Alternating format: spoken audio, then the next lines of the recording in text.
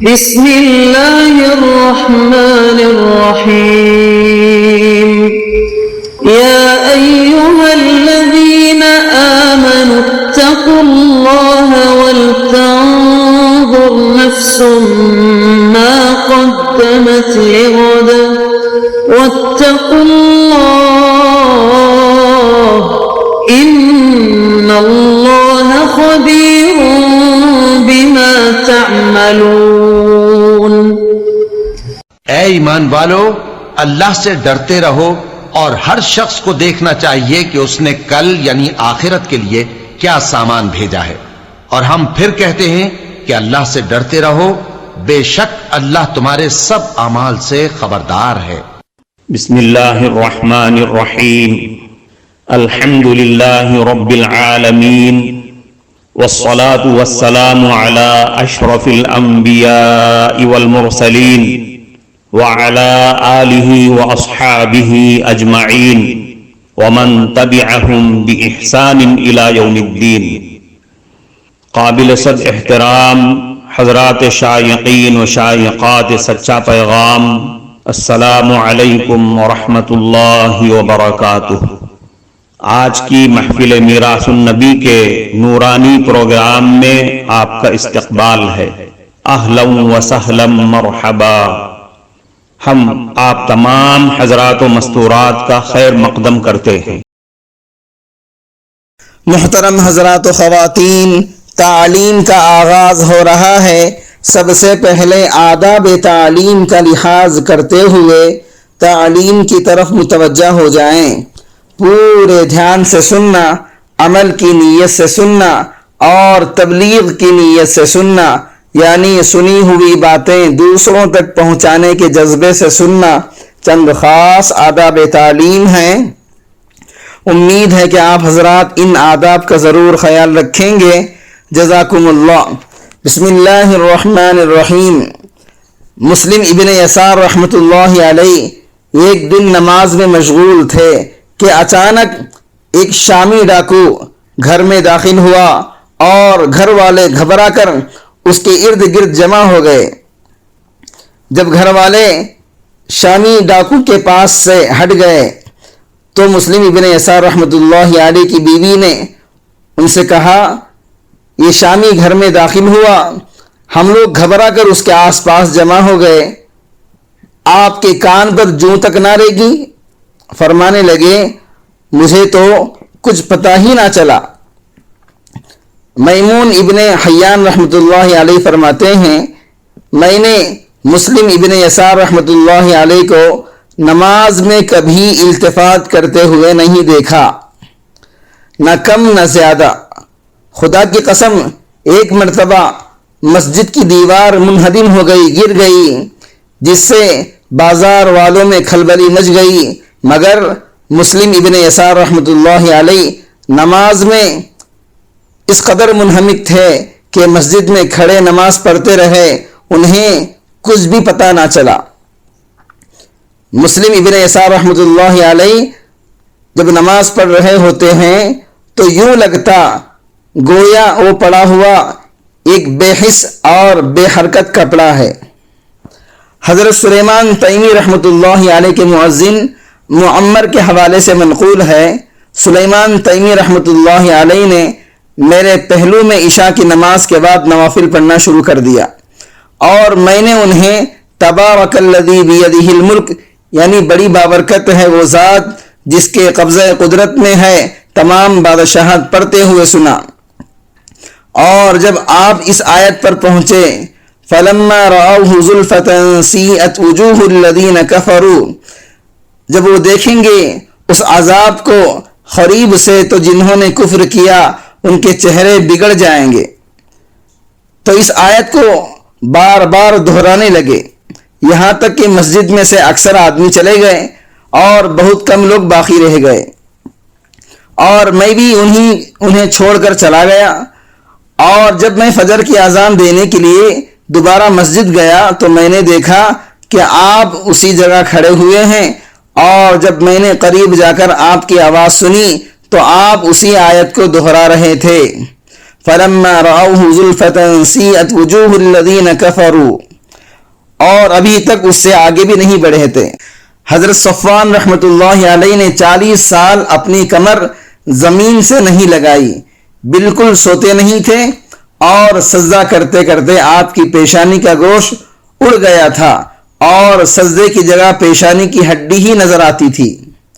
ایک دفعہ حضرت مسلم ابن یسار رحمۃ اللہ علیہ ایک مکان کے کمرے میں نماز پڑھ رہے تھے، اتفاق سے اس کمرے کے کسی کونے میں آگ لگ گئی۔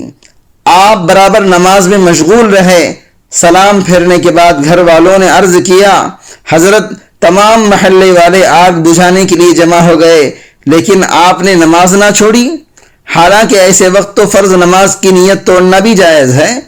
آپ نے فرمایا، اگر مجھے معلوم ہو جاتا تو میں ضرور نماز کی نیت توڑ دیتا، اللہ کی قسم مجھے تو آگ لگنے کا بالکل علم ہوا ہی نہیں۔ ایک شخص نے کہا کہ رمضان میں ہم کو ایک روٹی پکانے والی کی ضرورت تھی، میں باندی خرید کر لانے کے خیال سے بازار گیا تاکہ میری ضرورت پوری ہو جائے۔ اتفاق سے ایک باندی بہت ہی کم قیمت میں مل گئی اور خرید لیا، لیکن اس کی شکل و صورت سے وحشی پن برستا تھا اور ایسا معلوم ہوتا تھا کہ کسی معشوق کے فراق میں مبتلا ہے۔ دن تو گزر گیا، جب رات آئی تو عشاء کے بعد اس نے نماز شروع کر دی اور پہلی رکعت میں پوری سورہ بقرہ ختم کر دی، اور وہ قرآن مجید ایسے ذوق و شوق اور محبت سے پڑھا کرتی تھی کہ ایسی قرات میں نے اپنی زندگی میں بہت کم سنی ہے۔ دوسری رکعت شروع کی اور اس میں پوری سورہ آل عمران ختم کر دی۔ تیسری رکعت شروع کی اور اس میں پوری سورہ نساء پڑھ ڈالی۔ میں حیران ہو کر اس کی کیفیت کو دیکھ رہا تھا کہ شاید 5.25 پارے پڑھ کر دم لے گی، لیکن اس اللہ کی بندی نے اب دوبارہ نیت باندھ لی اور جب پڑھتے پڑھتے 13ویں پارے کی سورہ ابراہیم کی اس آیت پر پہنچی، وَيُسْقَى مِن مَّاءٍ صَدِيدٍ يَتَجَرَّعُهُ وَلَا يَكَادُ يُسِيغُهُ وَيَأْتِيهِ الْمَوْتُ مِن كُلِّ مَكَانٍ وَمَا هُوَ بِمَيِّتٍ وَمِن وَرَائِهِ عَذَابٌ غَلِيظٌ، اور اس کو ایسا پانی پینے کو دیا جائے گا جو کہ پیپ لہو ہوگا، جس کو گھونٹ گھونٹ کر پیے گا، اور گلے سے آسانی کے ساتھ اتارنے کی کوئی صورت نہیں ہوگی، اور ہر طرف سے اس پر موت کے اسباب کی آمد ہوگی، اور وہ کسی طرح مرے گا نہیں، اور اس آدمی کو اور سخت عذاب کا سامنا کرنا ہوگا۔ اس کے پڑھتے ہی یعنی ان آیتوں کو پڑھتے ہی فوراً بے ہوش ہو کر زمین پر گر پڑی۔ میرے گھر والے گھبرا کر اس کو اٹھانے کے لیے دوڑے، قریب پہنچ کر دیکھا کہ وہ انتقال کر گئی تھی اور جسم بے جان پڑا ہوا تھا۔ انا للہ و انا الیہ راجعون۔ محترم ناظرین کرام، اس دینی اور ایمانی بیان کو سننے کے دوران ہی اس کو لائک کر دیجئے اور شیئر بھی کر دیجئے تاکہ دوسرے بھی اس سے فائدہ اٹھا سکیں۔ اللہ آپ کو جزائے خیر عطا فرمائے۔ سید التابعین حضرت سعید ابن مسیب رحمۃ اللہ علیہ کے بارے میں آتا ہے، وہ فرماتے ہیں کہ 40 سال ہو چکے، مجھ سے آج تک تکبیر تحریمہ نہیں چھوٹی۔ نیز فرماتے ہیں 20 برس کے عرصے میں کبھی بھی ایسا نہیں ہوا کہ اذان ہو گئی ہو اور میں مسجد میں پہلے سے موجود نہ ہوں۔ حضرت میاں جی نور محمد رحمۃ اللہ علیہ سے 30 سال تک تکبیر اولیٰ فوت نہیں ہوئی۔ حضرت شیخ الحدیث رحمۃ اللہ علیہ آپ کے بارے میں لکھتے ہیں کہ آپ قصبہ لوہاری جو تھانہ بھون کے قریب ہے، وہاں ایک مکتب میں لڑکوں کو قرآن مجید پڑھایا کرتے تھے۔ اتباع سنت میں کمال درجہ حاصل تھا، حتیٰ کہ 30 سال تک تکبیر اولیٰ فوت نہیں ہوئی۔ حضرت حاجی سید عابد حسین رحمۃ اللہ علیہ سے 28 سال کے بعد تکبیر تحریمہ فوت ہو گئی۔ حضرت مولانا محمد میاں صاحب رحمۃ اللہ علیہ فرماتے ہیں، حضرت حاجی سید عابد حسین صاحب رحمۃ اللہ علیہ کا تعلق خاندان سعادات سے تھا۔ آپ صوفی، زاہد اور متقی بزرگ تھے۔ مولانا مرتضی حسن صاحب چاند پوری رحمۃ اللہ علیہ کا بیان ہے کہ ایک روز آپ کو بہت زیادہ رنجیدہ دیکھا گیا کبیدگی اور افسردگی کی یہ حالت تھی کہ کسی نوجوان عزیز کی مرگ ناگہانی کا شبہ ہوتا تھا۔ سبب معلوم کیا گیا تو بہت زیادہ اصرار کرنے کے بعد معلوم ہوا کہ 28 سال کے بعد آج نماز فجر کی تکبیر تحریمہ فوت ہو گئی۔